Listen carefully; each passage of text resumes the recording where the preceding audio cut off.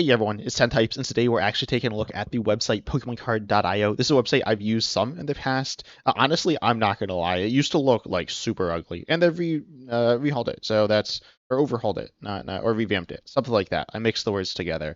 But this website is kind of cool, and I actually saw a really cool page on it that I want to take a look at, and look at with you all today because I think it's a really interesting something I've kind of talked about on my channel. But seeing another list with actual data is pretty cool here. It's like it's kind of like Limitless with a bunch of stuff, mostly card. It has a lot of deck lists. I will mention if you want deck lists, this has deck lists. The deck of the day, which is Pikachu and Snorlax. Not sure why this is the deck of the day. Oh, I guess it's pretty cheap. It is a budget deck. It's not very good, but it is a budget deck. And then the deck of the week, which is by was it Beware the Awakening here, which is a fun little Flygon deck, or something. I don't know. Flygon. Oh yeah, and then you double it. That's kind of cool. Anyways, you can see some decks here, but there's so many decks. There's like an absurd amount of decks, and with this, there's an absurd amount of stats as well. So, we're taking a look at the top cards in the Pokemon TCG. Looking at, oh, we can sort by format. Okay, never mind. I will actually not be doing this though, because as we scroll down, we look at the like 10th most played card because it's actually duplicates. And it's Nest Ball. Of course, Nest Ball is not in standard. So we're not going to be looking here. This is the past 3 months. We're instead going to be looking here at this, which has a snapshot of the most played, or a snapshot of the game. This is going to be in the past week. As you can see, I'm recording this on the 30th. So it's 23rd through the 30th here. Past 7 days, it's got 265 decks, which isn't like that many, but it's all right. Ultimately, something on the list probably has a bit more, and also would have probably some. I don't know. I mean, you look here, and it's only 44.5% of the decks are standard, which is kind of weird. I'm just going to scroll down to the bottom, and we see Nest Ball, or sorry, no, we see Quick Ball here. Quick Ball is not in standard. It didn't recently rotate either, so it's interesting to see that card here. All the other cards aren't standard. Quick Ball isn't. You discard a card to your hand. I expected when I hovered on it, it would get bigger, but it didn't. This isn't huge. Whatever. What it does is it lets you just cut a card to your hand, or makes you just cut a card to your hand, and then search for any basic Pokemon, put it into your hand. Honestly, a card I really like, but I'm not really going to talk too much about that card today. But what is interesting is these cards here that are the most played cards in the game. There's also the most common super type, I guess, of Trainer Pokemon Energy, which is Trainer. I suppose if you're a new player, you should play more trainers, presumably, if you're like very new. But yeah, trainers are obviously very good here. Let's play card displays determination. I will say, as we kind of look through here, we see Boss's Orders, which is, I think actually, is it played more? No, but actually, I don't know how many arts of Boss there are. But anyways, we see Boss as like split into different arts. Same thing with Pokepads split into different arts. Oh wait, Pokepads been played more than Lilies, so that's kind of funny. Not shocking there, but anyways, we do see that there are cards that are kind of split up. We see a pretty fair like ranking of them, though. Well, when we combine them, some will move up.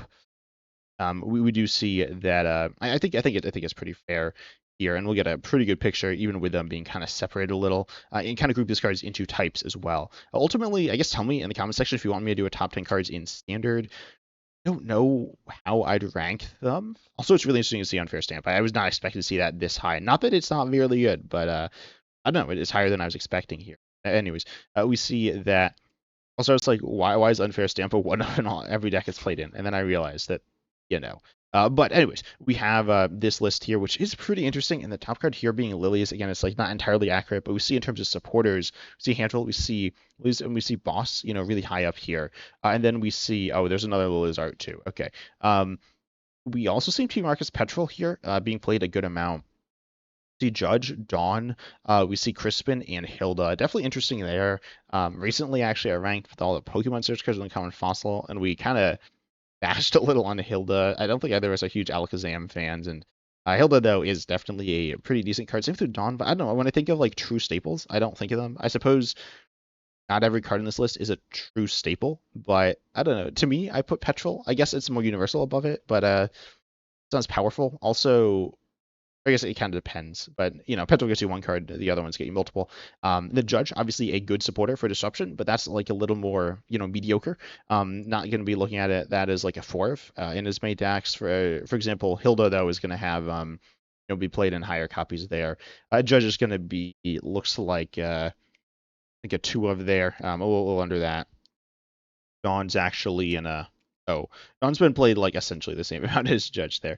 But yeah, we see that Dawn is obviously, Dawn and Hilda are nice search cards, and obviously they're good in some good decks. I'd say they're more meta-specific cards. In some sense, I'd say that's also true for Crispin there. Crispin, a little, I know, Crispin being below those surprised me a little, but I also don't think Crispin's like super, super. I don't know. I mean, it's probably like the fourth best supporter in the game, or third best supporter in the game. I mean, behind Boss and Lilies, which obviously are the top ones, and those really are the top ones, right? Those are definitely the best supporters in the game. We see that, and I don't think there's anything shocking about that there. And yeah, just definitely an interesting list though with these like tier 2 supporters and seeing what people are actually playing there. Looking at the items, we have, unsurprisingly, Pokepad, Ultra Ball, Buddy Puff, and Night Stretcher as the top items. These all have multiple arts. Maybe. Oh, we see Evo Incense. I didn't realize that before. Oops. Okay, well, Evo Incense is also there alongside Quick Ball. Quick Ball also has multiple arts. Evo Incense, I believe, does not. But yeah, we see those items being the main ones. We do also see Rare Candy and Switch as well. Switch here, I guess, isn't shocking. Switch is definitely a good card, I guess. It's certainly a very universal card. When I was talking about Judge being like a situational card that's sometimes worth playing in some decks, I'd say Switch is kind of similar. Switch is pre-rotation, I don't think Switch was played really in any particularly consistently played in any top decks. Now it's played in Mega Lucario is the one that kind of stands out to me. Something with Mega Kangaskhan EX could be playing. It's probably not playing it, but it definitely can be nice to have a switching option. When I say a switching option, like not free retreat, but I mean free retreat, but also a switching option there. And that can be really useful to allow you to actually use Mega Kangaskhan, move out of an attacker into Mega Kangaskhan, and then back into it or into a different one there. But ultimately, switch. I guess I'm not shocked to see her, but it is interesting to see her. Then we also see, in terms of switching though, I'll get back to items in a second, but we see Air Balloon and Latias EX. Air Balloon definitely has multiple arts, so that's going to be, I guess, hurt a little by that. But Air Balloon is definitely very good. Definitely the better switching card over Switch. Same thing with Latias EX. Latias EX and Air Balloon, I don't know if I'd say they step on each other's toes. They're both really good, but yeah, I mean, they're just really good for giving you retreat. Air Balloon doesn't give you free retreat on everything. But it can work on anything. Latias EX doesn't work on everything, right? So Latias EX doesn't go in every deck. Air Balloon can go in pretty much any deck in the game, but there's sometimes when it's just like kind of meh. And then we also see that going back to the items, again, we see Pokepad, Buddy Puff, and Ultra Ball being the top ones. Not surprising there. They're very good. They are mostly fours, I think. I'm doing the math in my head right, which I'm like barely doing the math. I'm not gonna lie. Ultra Ball is a 3 of. Buddy Puffins a 2 of. Okay, well, or no, a 3 of. But it's obviously going to depend on the deck there. Buddy Puffin obviously is really good. Sometimes that's the most. As I was talking about Pokemon search cards with Linko and Fossil, and we were saying like Buddy Puffin is the least versatile, but most powerful. You just get 2 cards with 1 card. And then Ultra Ball is on the other side of that scale, where you spend 3 cards, obviously Ultra Ball, and then you get rid of the other 2, and then you get any 1 Pokemon there. That's going to be the most versatile. There are things that Ultra Ball can get that Buddy Puffin or Pokepad cannot get. And then obviously Buddy Puffin can get cards there. Pokepad's going to get you 1 card there for 1 card. It gets you a wide variety of things, though, for the most part. You look at like Drake-Loke, Lunatone, Dudunsparce, Noctowl. I suppose with Noctowl, you will need a Rulebox Pokemon in play to actually use that, but can still get that there. And there's obviously a lot of good single prizes in the game, even that evolve into multi-prizers there. Any multi-prizer that evolves so many single prizer there, except for the evolutions, I guess. But they kind of do, and also aren't that good. They're okay, but they're not going to have a big swing on the meta there. But with those, we see Pokepad is going to be. It is, I'm pretty sure, the most played. Again, it's kind of hard to tell with some of the stuff being kind of pushed together a little, but it looks like it's most played there. Definitely a really powerful card. Obviously, one of the newer cards as well. It's here from Ascended Heroes. We put it in perfect order there. Obviously, perfect order being the newest set. Then we have the elephant in the room, or maybe not the elephant, the at here. Meowth X just being super high up at spot 7. That kind of surprises me. Um, it's a good card, right? It's a good card. I haven't said this before. I haven't played with it too much. Someone actually in the comment section, tell me a deck that like Meowth X is super good in. I want to play more Meowth X. It seems fun, and a deck that likes Meowth X but doesn't search the same card with it all the time. A card that like a deck that uses Meowth X in a really interesting way. And really highlights it. Just the deck that highlights it the best. But anyways, that's interesting here, being so much above Fez and Diffity EX. It's above it by like certainly a reasonable margin here. I guess I've definitely noticed Fez and Diffity EX dropping off a bit as well post rotation. I'm certainly, thinking it's definitely in the conversation for the best Pokemon in the game. We actually don't see Badoo here, which is interesting. Oh wait, Fez is also down here. Never mind. So Fez is actually in, think maybe in slightly more decks there. It's pretty close though. Meowth is played in higher quantities though. In the decks it's played in, right? It's going to be potentially more than a one of Fezznifty. You're not really going to see that very much. So, just going to be, two really powerful Pokemon there. Not shocking to see them that high. Not shocking to see Fez that high. For me, it's a little surprising to see Meowth that high though. But obviously it is very good, and I'm looking at the other cards around it, and it's really good. Then we'll take a look at actually the energy cards. We see Darkness Energy and Psychic Energy being the energies that we see here.